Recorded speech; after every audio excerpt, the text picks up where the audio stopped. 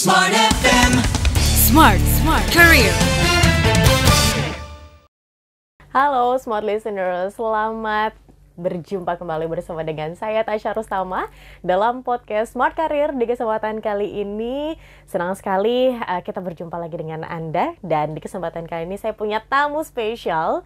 Beliau benar-benar luar biasa karena punya filosofis di dalam hidupnya, di mana itu juga yang diterapkan di negara Jepang begitu ya, yaitu Ikigai. Seorang Ikigai Consulting, Kak Flavia Sungkit. Halo Kak. Halo Tasya. Kalau Kak Flavia sendiri menerapkan Ikigai benar-benar kan di dalam kehidupan? Iya, mencoba menerapkan ya. Karena menurut saya ketika menerapkan Ikigai, somehow ambisi itu tetap ada, tujuan itu tetap ada, tapi juga tetap bisa proses perjalanannya tetap bisa menikmati hidup gitu. Oke, baik. Tapi ketika bekerja, ketika di dalam perusahaan sendiri begitu ya, Kak Afla kan punya consulting Ikigai ya, sebuah perusahaan consulting. Di dalamnya konsep-konsep ini diterapkan juga Kak. Bagaimana caranya Kak Afla menerapkan kepada tim? Oke, kalau misalnya konsep Ikigai sendiri kami pakai untuk lebih ke pengembangan ya, atau training atau coaching gitu. Karena sebenarnya konsep dan filosofi Ikigai ini menarik untuk bisa menjembatani para leader dan tim di bawahnya. Ketika kita bisa menerapkan Ikigai atau kita memahami paling enggak ya Ikigai tim kita, nanti akan muncul connection ya. Akan muncul connection antara atasan dan bawahannya, dan akhirnya kolaborasinya juga akan lebih bagus nih untuk bekerja bareng. Karena kita jadi paham sebenarnya tim kita itu aspirasi karirnya apa sih? Dia maunya seperti apa sih? Apa sih yang fulfilling buat dia gitu. Dan ini bisa jadi modal untuk leader untuk mengembangkan timnya untuk bisa benar-benar jadi tim yang berpotensi untuk bisa naik level lagi gitu. Oke, berarti ini juga yang dipakai oleh Kak Fla memberikan coaching kepada para leader ini. Berarti leader ini diajari untuk ibaratnya nyongkel begitu ya. Sebenarnya motivasi kamu apa sih? Ayo ingat lagi motivasinya. Betul. Seperti itu. Betul. Jadi bagaimana leader ini selama ini kan mungkin leader touch-nya lebih ke professional goals gitu ya. Pokoknya target KPI, job desk kamu ini gitu. Tapi yang perlu kita sadari adalah kita kerja sama manusia. Di mana manusia itu mereka juga punya impian tertentu, mereka juga punya dream, mereka juga punya goals, dan akan sangat nyaman kalau kita bisa menyelaraskan itu gitu ya. Oh, tujuan organisasi apa, tujuan anak ini apa ya gitu. Kemudian kita bisa cari win-win solutionnya. Misalnya, let's say mungkin saya pakai contoh ya, di tim saya sendiri ada yang dia Ikigainya tuh adalah keluarganya dia gitu ya. Jadi keluarga menjadi prioritasnya dia. Kemudian dia harus pulang gitu. Tapi sebenarnya dia memang tetap ingin bekerja gitu. Nah, sebagai atasan, saya coba untuk melihat apakah di organisasi saya ada peran yang sebenarnya mungkin dia bisa kerja remote, sesimpel itu ya. I see. Dia kerja remote. Kita coba carikan peran, dan akhirnya sampai sekarang tetap bekerja di Ikigai Consulting gitu. Tapi sesuai dengan Ikigai yang dia miliki juga. Betul. Atau misalnya konsultan saya itu kebanyakan adalah working mom yang akhirnya berhenti, retire gitu. Karena mereka ingin fokus jagain anak mereka. Tapi sebenarnya para ibu ini tuh adalah orang-orang yang luar biasa. Mereka punya best practice-nya, mereka punya knowledge, mereka punya background education yang luar biasa, dan sebenarnya deep inside mereka masih mau berkarya nih. Masih ada ruang untuk berkarya. Dan akhirnya Ikigai Consulting kami banyak mengakomodir para working mom ini yang mereka sudah tidak menjadi full time worker. Jadi mereka tetap bisa nih sama anak mereka, tapi mereka juga tetap bisa ngerjain project. Karena lebih fleksibel kan waktunya. Gitu. Oke, menarik ya. Dimana ternyata Ikigai ini bisa menjembatani hubungan komunikasi berarti ya. Betul, komunikasi, connection. Jadi kita mencoba untuk mencari sebenarnya apa yang orang ini mau gitu ya. Karena ketika kita bisa menemukan itu, seseorang itu akan lebih produktif dan akan lebih accountable dengan pekerjaannya. Tidak hanya bertanggung jawab ya, tapi bahkan more than that gitu. Mereka akan lebih punya rasa memiliki sense of belonging terhadap apa yang mereka kerjakan. Karena ikigainya terpenuhi begitu kan? Betul. Fulfill ikigai yang mereka miliki. Oke. Gimana jika karyawannya ini tidak punya ikigai? Bagaimana caranya leader untuk tahu sebenarnya ikigai kamu tuh ini loh gitu, untuk menyadarkan? Betul. Nah, menurut saya ikigai itu bukanlah sebuah destinasi akhir ya. Ikigai itu adalah journey, dan ikigai itu bisa berubah.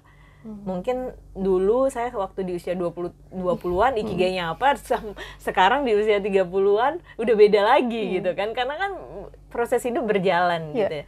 Dan saya juga banyak menemui di Ikigai Consulting, tim saya yang masih muda-muda nih, atau klien-klien kami yang untuk konsultasi karir, kami kan juga ada konsultasi karir yang masih muda-muda. Biasa kayak gitu kan, kayak bingung nih mesti ngapain gitu kan, mau kemana nih arahnya.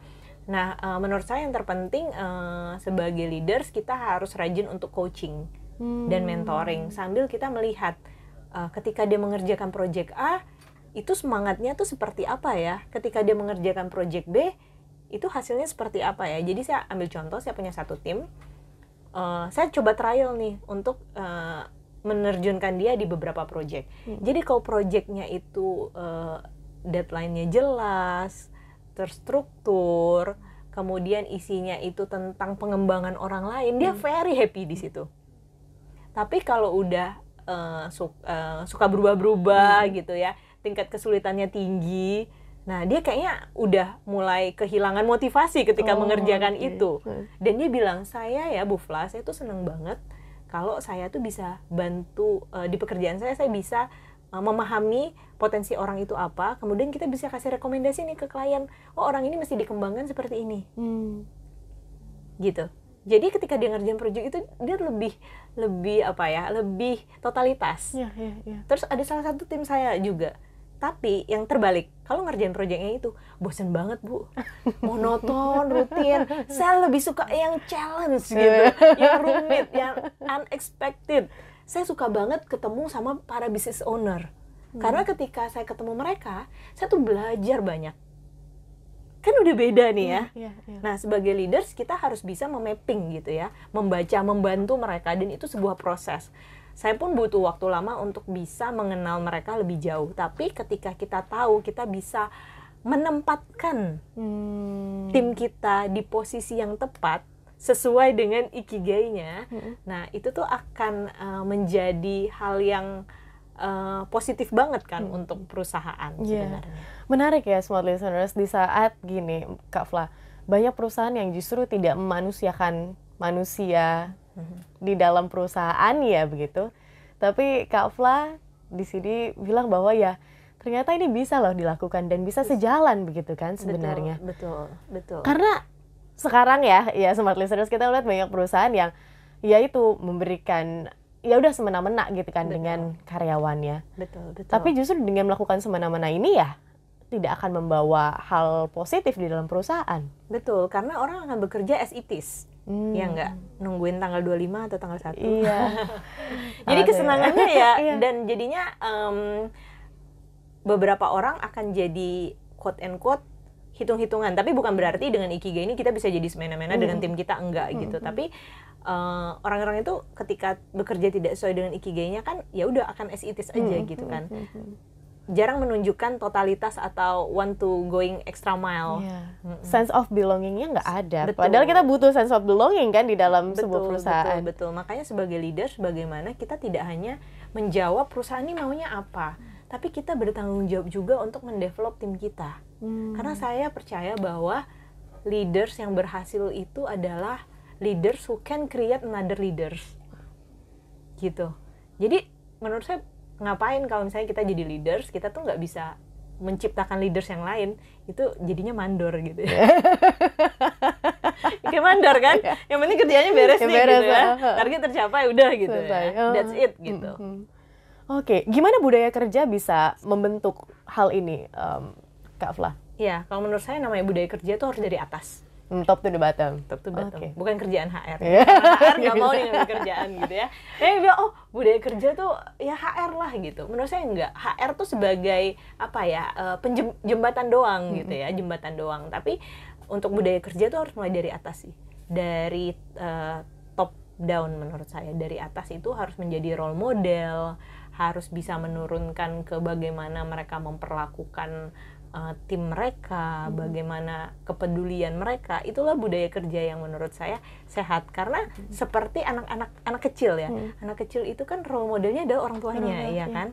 Kalau orang tuanya bagus, mereka juga akan jadi bagus. Tapi kalau orang tuanya nggak bagus, mereka juga akan meniru gitu. Begitu juga di perusahaan. Jadi misalnya kita mau buat konsep core value sebagus apapun, kemudian aktivitasnya juga banyak banget, ada mungkin ruangan kerja yang kece gitu ya, ada biliar table dan sebagainya, playroom dan sebagainya, itu kan gimmick ya sebenarnya. Kalau HR juga udah menyediakan itu semua, tapi tetap dari atasnya itu tidak menurunkan ke perilaku, menurut saya nggak akan terjadi itu budaya kerja yang sehat. Jadinya gimmick.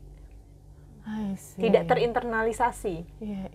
Jadi sebenarnya membangun budaya kerja yang sehat itu mungkin banyak orang melihat harus butuh biaya yang besar nih gitu kan, harus ngasih uang untuk gathering gitu ya, ruangan kerjanya harus kece, kekinian dan sebagainya. Tapi menurut saya sebenarnya kita bisa mulai dari hal yang simple ya. Di Ikigai Consulting sendiri kami bukan tim yang besar gitu ya, kami small team, tapi kami berusaha untuk menurunkan ke perilaku-perilaku itu, prinsip-prinsip itu, gitu. Bagaimana kami melihat konsultan itu sebagai partner, bukan sebagai quote and quote levelnya di bawah kami. Begitu juga dengan klien, kita pokoknya semuanya setara ya, kita partner, kita working together. Nah dengan kita menurunkan prinsip itu, kita memanusiakan manusia, ya budaya kerja yang sehat juga akan terbentuk, gitu. Wow. Ini jadi angin segar ya, smart listeners. Di tengah, Kak Afla kalau misalnya ngeliat sosial media, terus curhatan-curhatan pada karyawan, dibilang budak korporat begitu kan. Ini kayaknya, miris sekali begitu kan. Ini semoga jadi inspirasi oleh para leader untuk bisa menurunkan budaya-budaya ini, budaya yang bagus ini kepada perusahaannya, kepada karyawannya. Karena ya memanusiakan manusia itu sendiri begitu kan, agar bisa timbul rasa kepemilikan di dalam perusahaan. Terima kasih Kak Afla.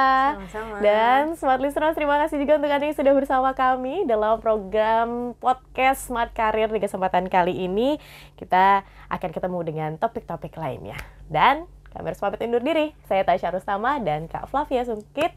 Kami pamit. Terima kasih. Sampai jumpa. Smart FM. Smart Career. Make your future better.